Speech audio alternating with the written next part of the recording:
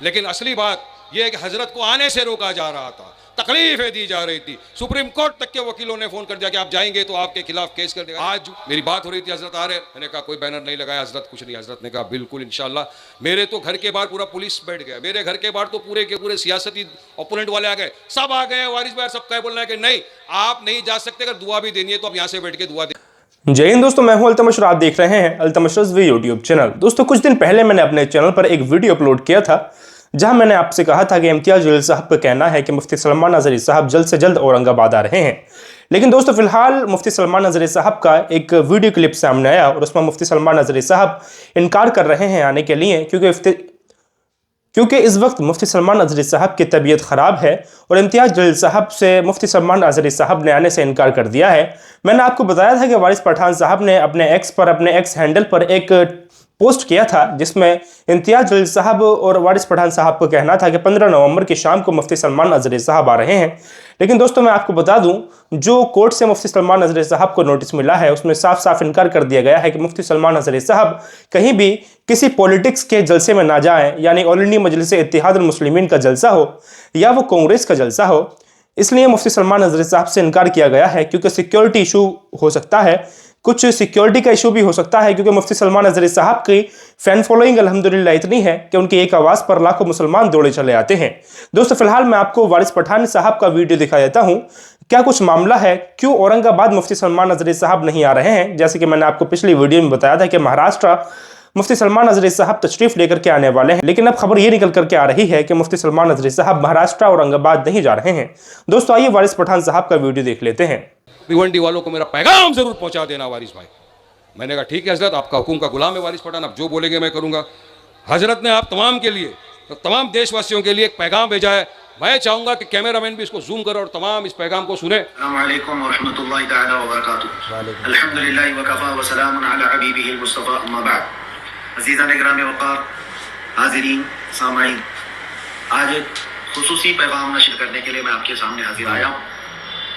मेरे कैद से रिहाई के बाद से लेकर अब तक मुसलसल मेरी कई मसरूफियात और दीनी मशागिल और मेरी तबीयत की नासाजगी के अतबार से मैं आवाम के दरमियान मुकम्मल तौर पर आ नहीं पा रहा हूँ। मैं जुमा की नमाज के लिए हाजिर आया, लेकिन इसका मतलब ये भी नहीं है कि मैं जलसे जुलूस या प्रोग्रामों से दूर जा रहा हूँ। दीन की खिदमत आखिरी सांस तक करते रहेंगे, वो चाहे जिस अंदाज से हो। लेकिन ख़ास एक बात यह है कि आज के माहौल के एतबार से महाराष्ट्र में जो इलेक्शन है और हर जगह सियासी हवा गर्म है और 2-4 दिनों के बाद इलेक्शन के ये प्रचार के और तमाम मामला बंद भी होने हैं। इस सिलसिले में ख़ास तौर पर 2 जगह मेरे नाम का बहुत ज़्यादा शुहरा किया गया था, भिवंडी और औरंगाबाद का।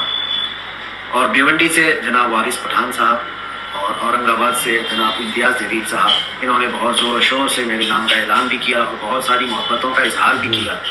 अल्लाह तबारक व तआला आपकी मोहब्बतों का सिला अता फरमाए। कुछ नामुसाइद हालात की बुनियाद पर मैं यहाँ पर हाजिर नहीं हो पा रहा हूँ, लेकिन मेरी दुआएं साथ हैं। और ख़ास तौर पर हर उस लीडर के लिए, हर उस नेता के लिए जो कौम और मिल्लत और मुल्क की फलाह व बहबूदी के लिए और दीन इस्लाम पर आने वाले तमाम तर मुश्किलात को निपटने के लिए खड़ा रहता है, मैं उसके साथ खड़ा हूँ और उनके लिए दुआगो भी हूँ। अल्लाह तबारक व तआला उनके बाजुओं में ताकत दे। तमाम जितने सियासी लीडर हैं सबके लिए भी मैं दुआगो हूँ। मुसलसल कई जगहों से लोगों ने मुझसे राब्ते भी किए और एतमाद भी दिलाया है कि वो काम करेंगे कौम और मिल्लत मुल्क की फलाह बहबूदी, और ख़ास तौर पर हमारा मिशन है अज़मत नामूस रिसालत। रसूल करीम सल्लल्लाहु तआला अलैहि वसल्लम की अज़मत और उनकी नामूस पर जब कभी कोई हमला हो तो डट कर खड़े रहें। उन सब के साथ हम भी खड़े हैं और मैं दुआ करते हुए अपनी बात को ख़त्म करता हूँ कि अल्लाह तबारक व तआला इन सब लीडरों को कामयाबी अता फरमाए और इनसे दीन का और कौम का अच्छे से अच्छा नफ़ा हो सके और आखिरी दम तक ये लोग सच्चाई और अच्छाई के लिए करते रहें। वाखिर दावाना अल्हम्दुलिल्लाह। सुन लिया हजरत का पैगाम, ये आपके सामने है। जो लोग हुजूर की मोहब्बत में खड़े हैं उनके लिए हजरत ने दुआ फरमाई है। हजरत चाहते हैं कि यहाँ से बेबाक लीडरशिप पैदा हो, जो कौम और मिल्लत के लिए खड़ी रहे, जो कभी हमारे हुजूर मुस्तफ़ा सल्लल्लाहु अलैहि वसल्लम की शान में गुस्ताखी कोई कर ले तो उसका मुंह तोड़ जवाब दे, ये था पैगाम हजरत का जो मैंने आप तमाम के सामने कर दिया। लेकिन असली बात यह है कि हजरत को आने से रोका जा रहा था, तकलीफें दी जा रही थी। सुप्रीम कोर्ट तक के वकीलों ने फोन कर दिया कि आप जाएंगे तो आपके खिलाफ केस कर देगा। अरे भाई, ये मंच वारिस पठान का मंच नहीं है, यहाँ पे हर एक नेता आ सकता है जो इलेक्शन लड़ रहा है। सब आइए, दुआ लीजिए, मुफ्तियों की दुआ लीजिए, इनके सीनों के अंदर कुरान शरीफ बसा रहता है। ये बात थी, आपको पैगाम दिया। 1.5 साल बाद हजरी साहब ने पहली मरतबा अगर कहीं पैगाम दिया है तो मेरे भिवंडी के आवाम के लिए दिया है। मैं बताना चाहूंगा क्या हुआ, सुनिए। वारिस पठान कभी झूठ नहीं बोलता, सच्ची बात बताता हूं सबके सामने। मुफ्ती सलमान अजहरी साहब अल्हम्दुलिल्लाह जेल से रिहा हो गए, बाहर आए। मुफ्ती साहब ने फ़ोन किया, वारिस भाई कैसे हैं आप? मैंने कहा हजरत बहुत अच्छा हूँ मैं हजरत, आप कैसे हैं? बोले बस 8 महीने के बाद आया हूँ वारिस भाई, मैंने सुना आप चुनाव लड़ने खड़े हुए हैं। बोला जी बिल्कुल मुफ्ती साहब, मैं भिवंडी से इस वक्त, मुझे मेरी पार्टी ने चुनाव लड़ने के लिए कहा है। उन्होंने कहा वारिस भाई, मुझे आज भी वो दिन याद है जब आप मुझे घाट को ऊपर पुलिस स्टेशन में ले गए थे, रात का वक्त था, आप दौड़े चले आए, सबसे पहले आप वहाँ आए, मेरे साथ खड़े रहिए, मेरा साथ दिया।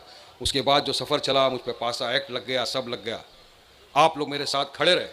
मैं जेल में बैठकर देख रहा था कि जब कोई बोल रहा था कि मुसलमानों को मस्जिद में घुस के चुन चुन के मारेंगे, उस वक्त आप बेबाकी के साथ आवाज़ उठा रहे थे, मैं जेल में बैठकर देख रहा था। आपने यहाँ तक कहा था कि तू बेटा आएगा मस्जिद में 2 टांग पे, मगर जाएगा तो तू स्ट्रेचर के ऊपर।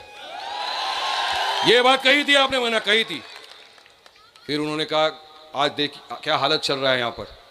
मैंने बात की, हजरत देखिए रामगिरी जैसा आदमी, आपने तो कुछ कहा भी नहीं, आपने सिर्फ एक अशार पढ़ा था जिसके लिए सरकार ने आपको अरेस्ट करके पासा के कानून के तहत गिरफ्तार कर दिया।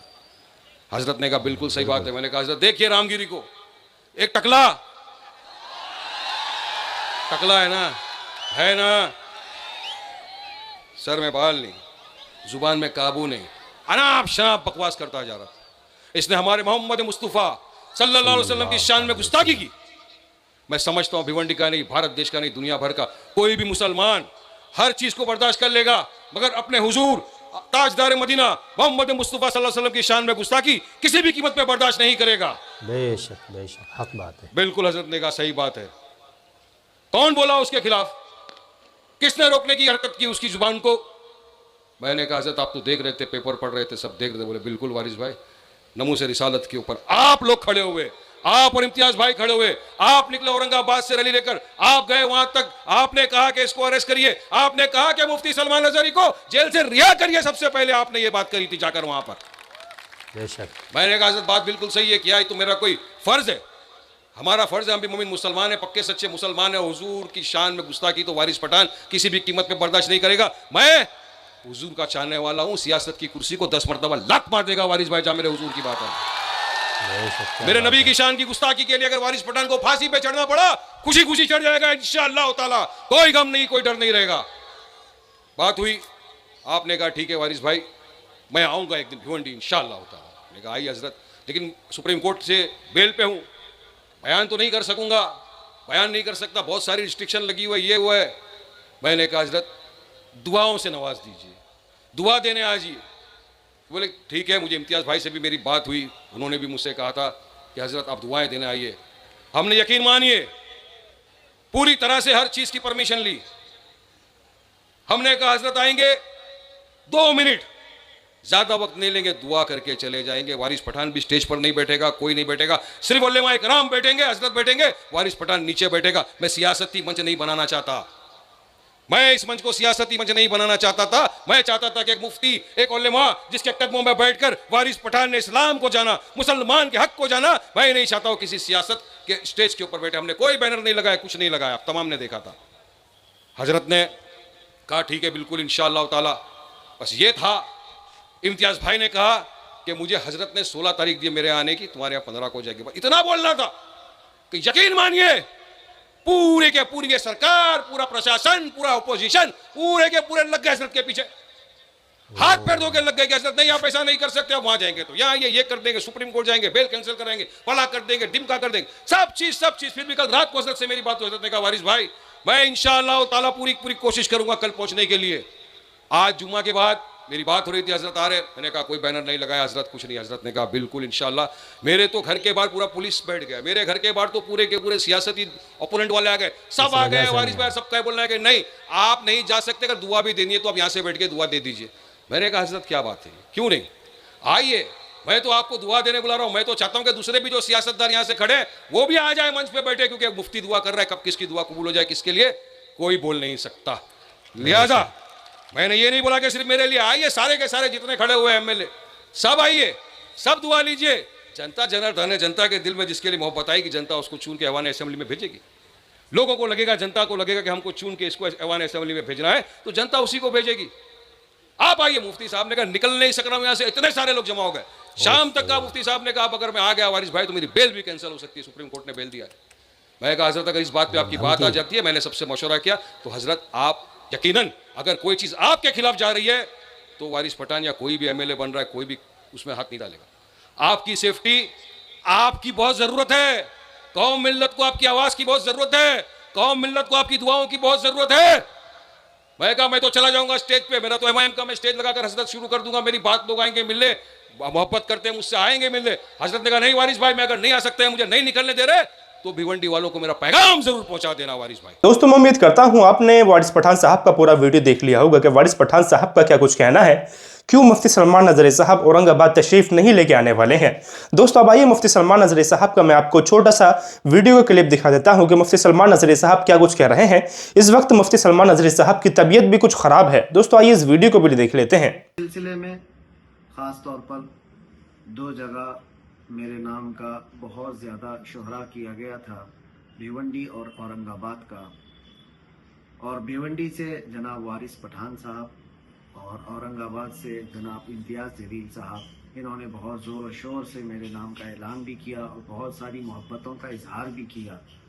अल्लाह तबारक व तआला आपकी मोहब्बतों का सिला अता फरमाए। कुछ नामुसाइद हालात की बुनियाद पर मैं यहाँ पर हाजिर नहीं हो पा रहा हूँ, लेकिन मेरी दुआएं साथ हैं।